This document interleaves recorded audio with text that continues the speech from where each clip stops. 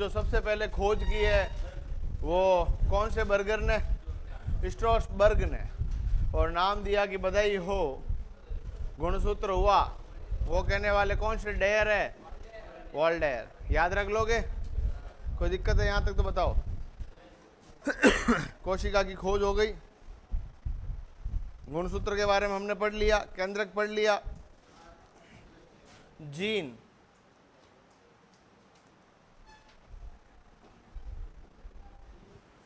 आनुवांशिकी की इकाई कौन है? जीन। आनुवांशिक इकाई क्या है बेटा? जीन। आनुवांशिक इकाई क्या है? जीन। तो अपन लोगों को ये देखना है कि what is the unit of genetics, then will answer कि इसकी जो है इकाई वो जीन है। जीन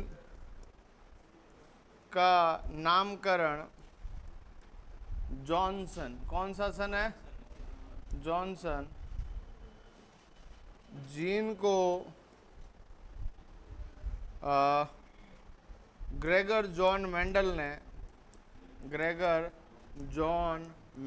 ने कारक या फैक्टर कहा। कारक या फैक्टर कहा।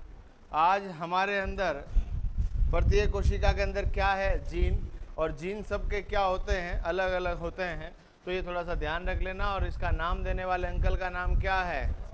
जॉनसन है। और जिनको ग्रेगर जॉन मेंडल ने क्या कहा? कारक कहा। और आनुवांशिक इकाई क्या है? जीन। याद रख लोगे? इम्पोर्टेंट सवाल बनता है, याद रख लेना है। जीन के बाद यदि हम लोग बात करें आनुवांशिक लक्षणों की वंशागति के लिए उत्तरदायी कारक में आपसे पूछ लेगा तो कौन होगा? जीन। और इसके बारे में ग्रेगर जॉन मेंडल ने बताया था, बट उन्होंने उसका नाम जीन नहीं दिया था। फिर जॉनसन आए, उन्होंने इसका नाम जीन दे दिया। आपसे पूछ लेगा आनुवांशिकी के जनक कौन है? आनुवांशिकी के जनक, और वो कौन होंगे? Gregor John Mendel. उत्तर क्या हो जाएगा बेटा जी? Gregor John Mendel. याद रख लेंगे। तो जीन की इकाई क्या है? सॉरी माफ कीजिएगा, आनुवांशिक इकाई क्या है? जीन। चले आगे। फिर हम लोग बात करते हैं डीएनए के बारे में। किसके बारे में बात करते हैं? डीएनए से पक्का सवाल आपके एग्जाम आएगा, तो ध्यान दीजिएगा। अलग से लिख देते हैं, इसका पूरा नाम क्या है? लाखों बार पूछा है। डीऑक्सी राइबो न्यूक्लिक अम्ल। तो ये आपको याद रख लेना, इसका पूरा नाम है डीऑक्सी राइबो न्यूक्लिक अम्ल। याद रख लोगे बेटा जी? कोई दिक्कत है तो बताओ। डीएनए प्रोटीन, सीधा ही लिख देता हूँ। डीएनए फॉस्फेट अणु, पेंटोज शर्करा व नाइट्रोजनी क्षारकों से बने होते हैं। तीन चीजें हैं, और तीन चीजों का नाम क्या है बेटा जी? फॉस्फेट अणु, दूसरी चीज है पेंटोज शुगर, और तीसरी है राइबो नाइट्रोजनी क्षारक। डीएनए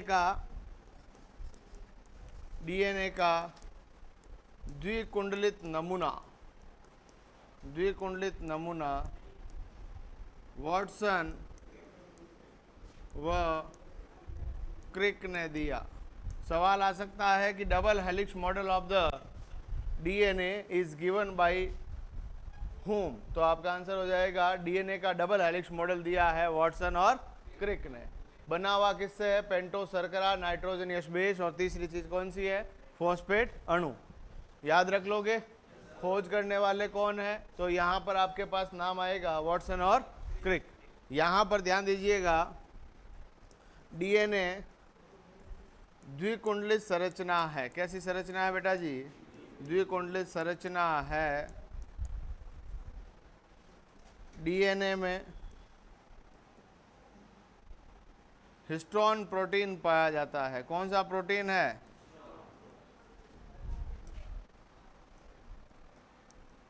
प्रोटीन का नाम क्या भैया? Histone protein. इसकी जो पैकेजिंग हो रखी होती है वो किसकी होती है? हिस्टोन प्रोटीन की हो रखी होती है। कैसा मॉडल है? डबल हेलिक्स मॉडल है। और देने वाले अंकल कौन है? वॉटसन और क्रिक। यहाँ पर ध्यान रखिएगा, इसमें शर्करा कौन सी है? डीएनए में डीऑक्सी राइबोज शर्करा है। डीएनए में डीऑक्सी राइबोज शर्करा है। कैसी शर्करा है भैया जी? डीऑक्सी राइबोज शर्करा है। और उसके बाद यदि हम लोग बात करें नाइट्रोजनी क्षारक कौन कौन से हैं, तो दो ग्रुप है इसके अंदर, एक तो है प्यूरिन और एक है पिरिमिडीन। एक ग्रुप का नाम क्या है? प्यूरिन वर्ग। एक का नाम क्या है? प्यूरिन वर्ग। एक का नाम है पिरिमिडीन वर्ग। दो ग्रुप है, एक का नाम है प्यूरिन, एक है पिरिमिडीन। इतना याद नहीं रहे तो बस इतना याद रख लेना, इसके अंदर है ATGC। याद रख लेना, इसके अंदर नाइट्रोजनी क्षारक है एडेनिन और दूसरे का नाम क्या है? ग्वेनिन।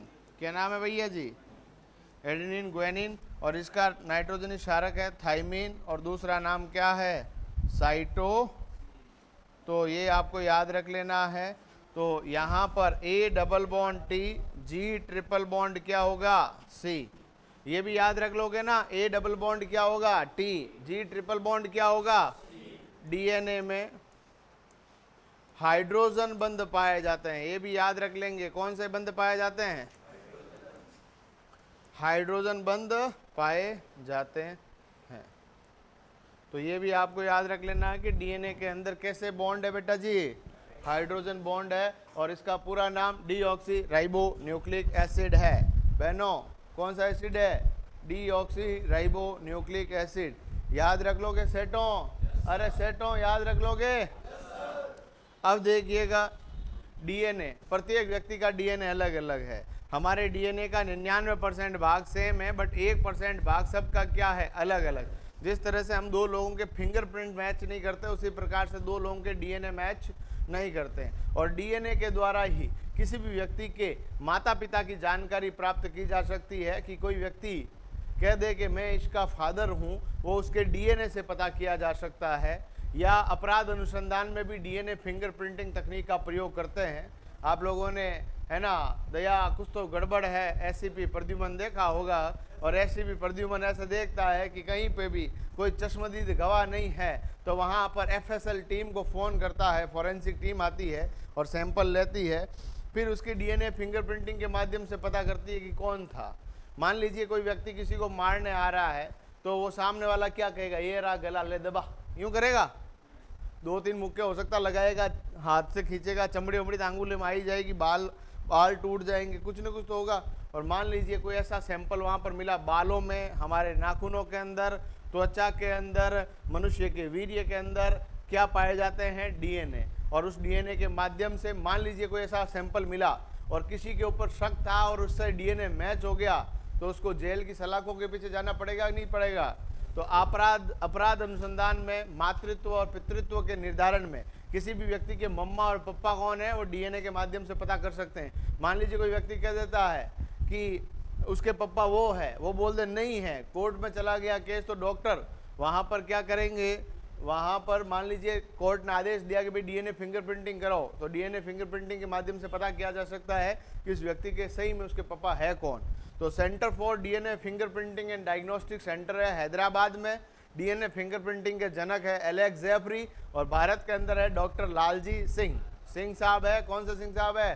डॉक्टर लालजी सिंह। याद रख लोगे तो ध्यान रखिएगा, डीएनए फिंगरप्रिंटिंग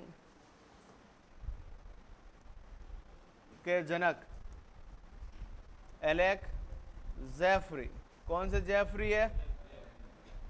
भारत में डीएनए फिंगरप्रिंटिंग के जनक डॉक्टर लालजी सिंह। पहली बार अपना कोई नाम आया है, राजी हो जाओ तुम, है ना। तो यहाँ पर ध्यान रख लीजिएगा और ध्यान दीजिएगा, सेंटर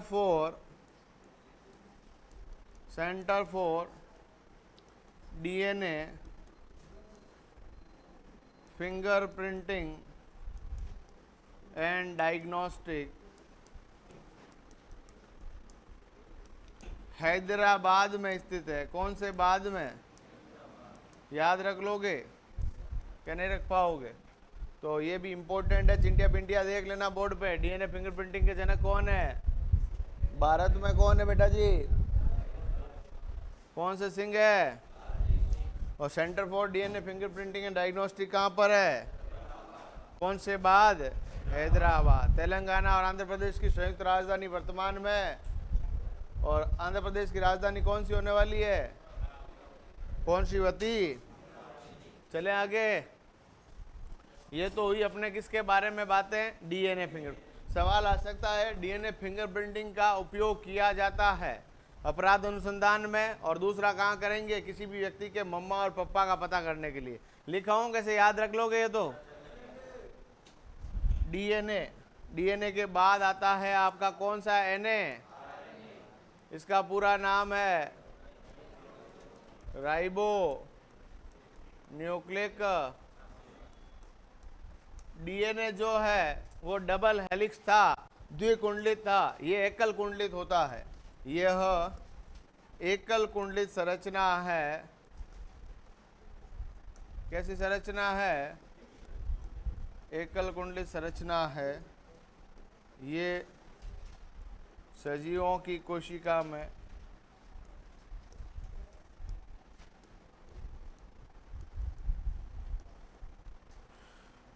प्रोटीन संश्लेषण, सूचनाओं के आदान प्रदान व पदार्थों के आवागमन में सहायक है। कौन सहायक है? तो हमारे पास बात हो रही है आरएनए, और आरएनए कैसी संरचना है? सिंगल स्ट्रैंड स्ट्रक्चर है। आरएनए का पूरा नाम क्या है? राइबो न्यूक्लिक अम्ल। उसका पूरा नाम क्या था? डीऑक्सी राइबो न्यूक्लिक अम्ल। उसमें शर्करा कौन सी थी? डीऑक्सी राइबो शर्करा। इसके अंदर शर्करा होती है, इसमें राइबोज शर्करा है। कौन सी शर्करा है? राइबोज शर्करा है। आर्मी का सवाल बता देता हूं भैया जी, कि वहां पर यदि आप लोगों ने पढ़ा होगा तो एक चीज पढ़ी होगी कि डीएनए के अंदर नाइट्रोजनी क्षारक है ATGC। AT अभी पढ़ा था, adenine thymine. ATGC adenine thymine guanine और साइटोसिन। बट यहां पर अलग हो जाएगा। यहां पर क्या होगा? AUGC। कौन सी GC है? एडेनिन। इधर आ जाएगा कौन सा सील? यूरेसिल। और दूसरा कौन सा? अरे कहाँ लिख दिया मैंने? डीएनए में लिख दिया ना, आरएनए में लिखना ना भाई साहब, प्लॉट दूसरा ही है, यहाँ रजिस्ट्री नहीं है यहाँ पर। तो इसमें कौन सी शर्करा है? एडेनिन। और दूसरा नाम क्या है? यूरेसिल। कौन सा सील है? यूरेसिल। AUGC। और दूसरे का नाम क्या है? ग्वेनिन। और दूसरे का इधर क्या नाम होगा? साइटो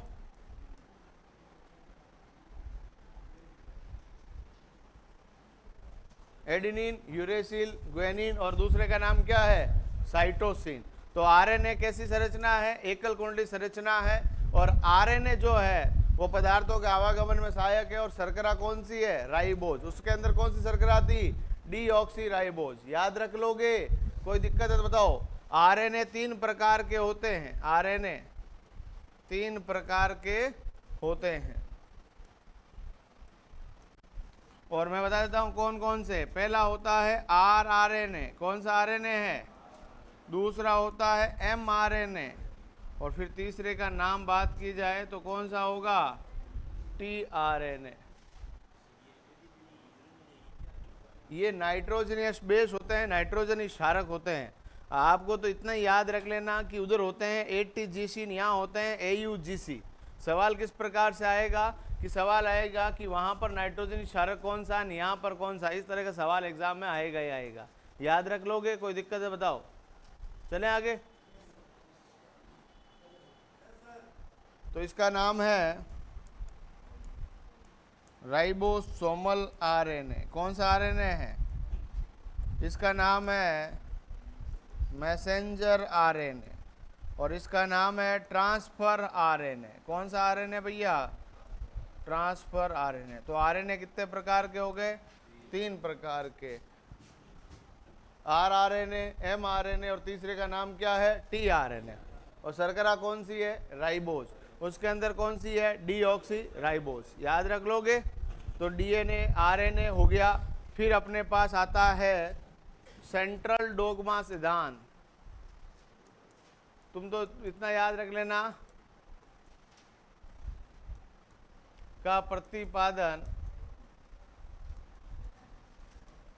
फ्रांसिस क्रिक ने किया। किसने किया?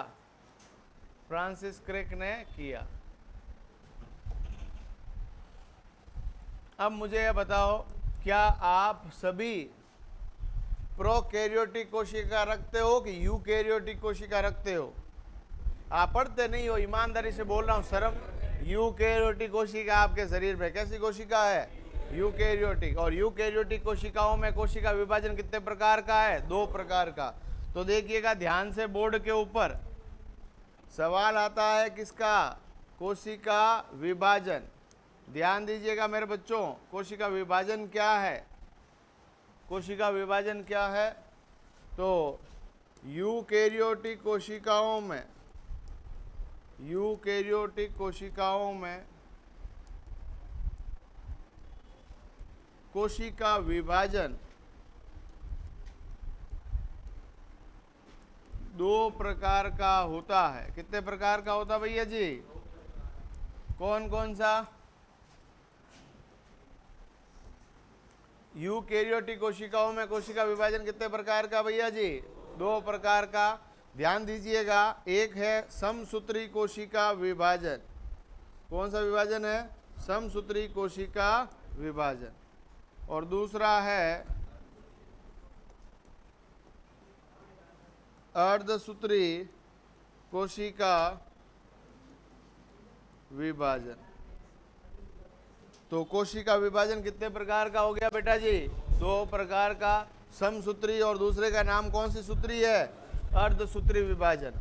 तो हम सबसे पहले डिस्कस करेंगे कौन सा विभाजन? समसूत्री कोशिका विभाजन क्या है, अर्धसूत्री कोशिका विभाजन क्या है। यदि हम लोग बात करें, हमारे अंदर गुणसूत्रों की संख्या प्रत्येक कोशिका में कितनी है? 46। 46 में पुरुष के अंदर 44 प्लस XY, महिला के अंदर 44 प्लस। यदि हम लोग बात करें, हमारा निर्माण एक पुरुष और एक महिला यानी माता और पिता के द्वारा हुआ है, उनके अंदर भी 46 और 46। फिर इन दोनों के गुणसूत्र संतति कोशिकाओं के अंदर आधे हुए हैं। वो कौन से विभाजन के कारण? अर्धसूत्री।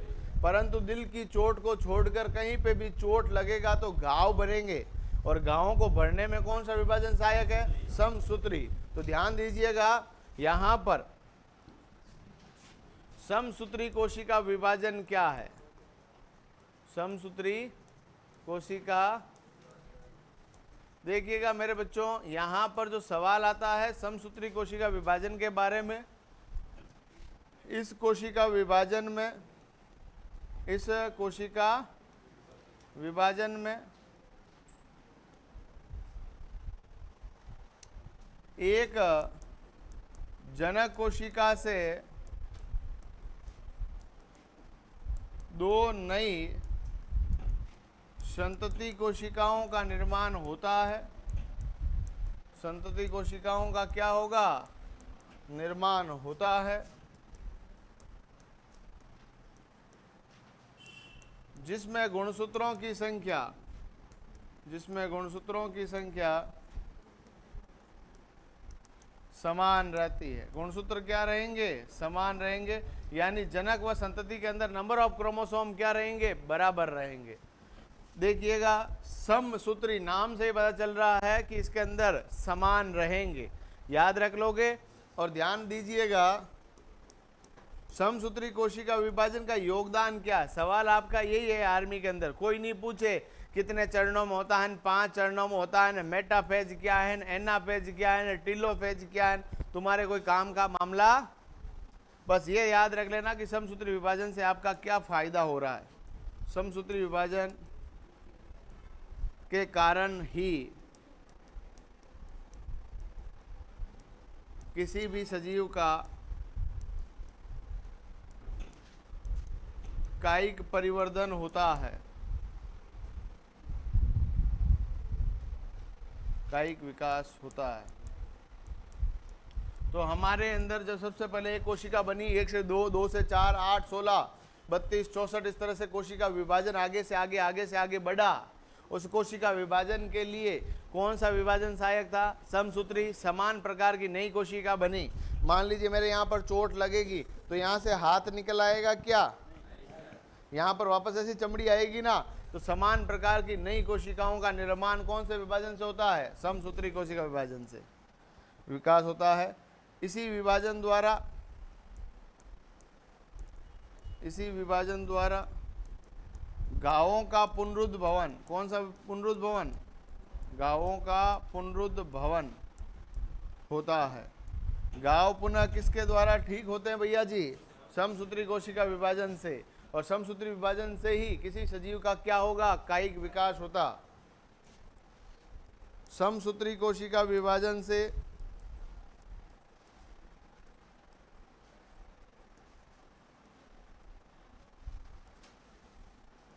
गांवों का विकास, पुनरुद्भवन होता है, कायिक विकास होता है। हमारी बॉडी का डेवलपमेंट भी कौन से विभाजन से होता है? समसूत्री कोशिका विभाजन से। और क्या फायदा है जी? कोई फायदा नहीं आपके दिमाग में, है ना? समसूत्री कोशिका विभाजन की सहायता से ही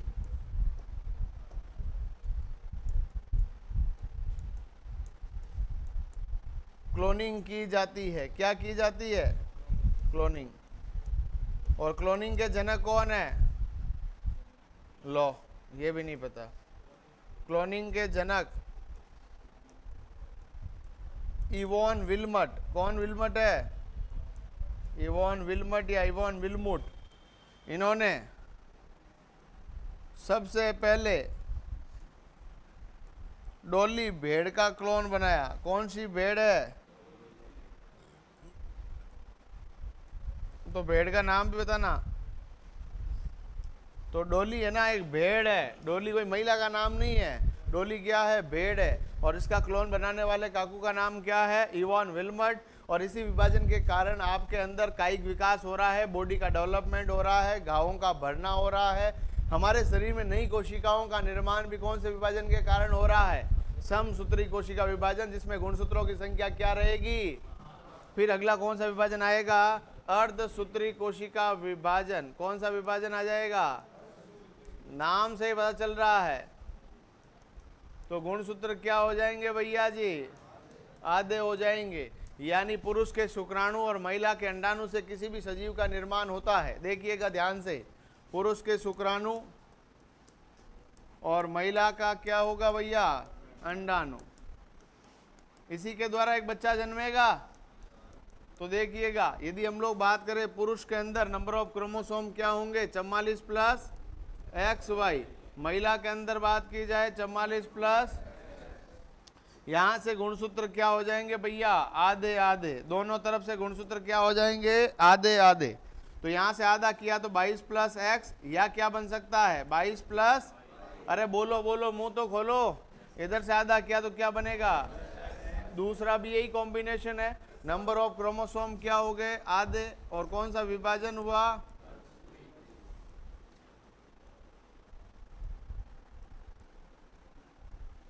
तो या तो बन गया 44 प्लस XX, या क्या बन गया? 44 प्लस XX का मतलब किसका जन्म होगा? लड़की। और 44 प्लस XY का मतलब, तो यहां पर जो नंबर ऑफ क्रोमोसोम आधे हुए हैं, कौन से विभाजन से हुए हैं? किसी भी जनक से संतति के निर्माण के समय गुणसूत्रों की संख्या, गुणसूत्रों की संख्या अर्धसूत्री विभाजन के कारण ही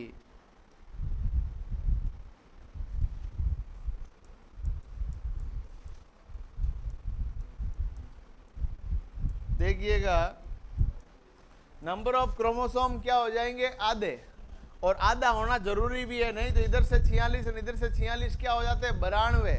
तो चिंटू कंट्रोल में ही नहीं आता है ना। कंट्रोल उदय कंट्रोल करने के लिए जरूरी कौन सा विभाजन है, अर्धसूत्री। इसीलिए क्या होगा, हमारे दादा परदादा खड़दादा जड़दादा, हमारा आने वाले टिंगरी पिंगरी जितने भी होंगे सब के अंदर गुणसूत्र कितने हैं, 46।